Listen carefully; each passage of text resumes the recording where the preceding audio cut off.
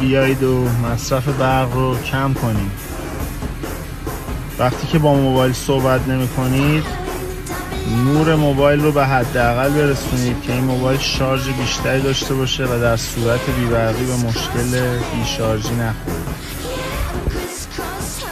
مسئله دیگه این که با یه تیر دو نشون بزنید، هم برای رعایت بهداشت و موی سلامت داشتن و هم برای کاهش مصرف برق.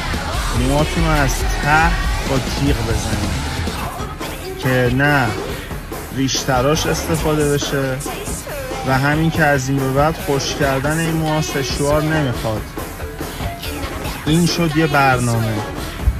بچه‌هایی هم که PS بازی میکنن لطفاً خواهش میکنم ازتون زمانی که یه نفری بازی میکنید دسته دوم رو حتما خاموش کنید، چون واقعا امتیاز مثبتی در این نیست و به جز هدر رفتن انرژی فایده ای نداره.